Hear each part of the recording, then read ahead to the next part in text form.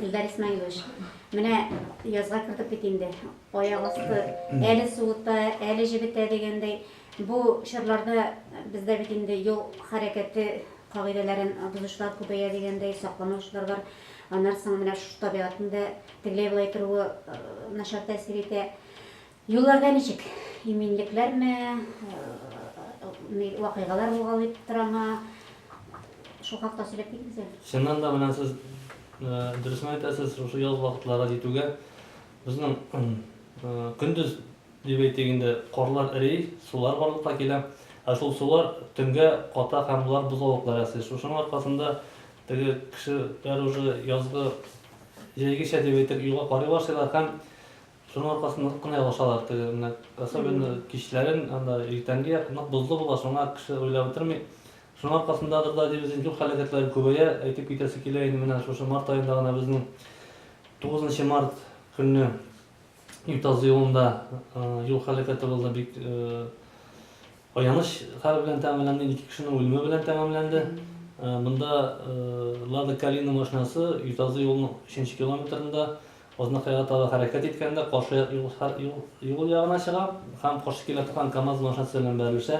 Һәм нәтиҗәдә менә шушы Калина машинасындагы водитель һәм артта утыра торган пассажир һәлак булалар.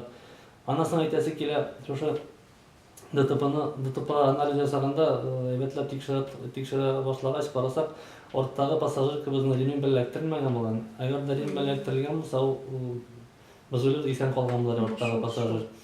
Андагы теге машинаны бәрелгән җирләрен караганда артта урыннары исән калырлык урыннары бар шуңа. Үкенеч аянычлы. Үкенечле аянычлы менә бер мәртәбә ялгышлык җибәрү. Шушы ремень хәвефсезлек каешын дип әйтгән эләктермәү шушындый менә һәлакәткә китерә.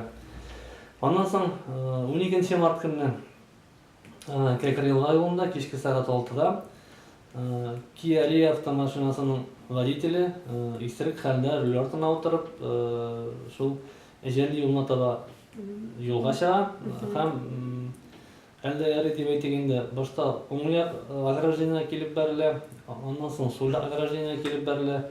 Шуның белән тизлеген югалтып та әле барыбер каршы килә торган Жигули машинасына килеп бәрелә. Әлдә менә шушы тизлеген югалткан очрак булу белән генә без уйлыйбыз инде, что бу юл хәрәкәтендә тән җәрәхәт алучылар үлем китен булмады. Менә шундый серьезный юл хәрәкәтләре булып тора безнең Ознакайда да. Шуңа күрә сак булырга кирәк. Шуңа күрә без инде кешеләргә өндибез, водительләргә дә, пассажирларга да, пешеходларга да юл кагыйдәләрен тиешенчә үтәргә. Менә ике аварияны чагыштырып карасак та, икесе дә юлның каршы ягына чыгу белән бәйле. Әмма шушы юлның каршы ягына чыгу белән бәйле булган юл хәрәкәтләре алар һәр вакытта бик аянычлы тәмамлана шуңа. Или кеше төрле тән җәрәхәтләре ала, или бик аянычлы үлем белән төгәлләнә. Шуңа әйтәсе килә иде, хәзер особенно шушы менә яз көннәрендә безнең водительләргә дә, юл хәрәкәтендә катнашучыларга дип әйтгәндә, юл билгеләрен үтәргә, ашыкмаска мөһиме. Ашыкмаска. Менә шу каршы якка чыгу белән бик тә буларга, игътибарлы буларга каршы якка чыкканда, теге элекләр әйткәнчә алдын артын карап чыгара кирәк, что үзеңнең ян полосага чыгып итәрлек булсын, каршы килә торган машинага да эләгерлек булмасын дип әйтгән шул. Менә шушы бөтен теләкләр ашыкмаска, юл билгеләрен үтәргә, юл хәрәкәтенә эләкмәскә. Рәхмәт бик зур сезгә. Рәхмәт.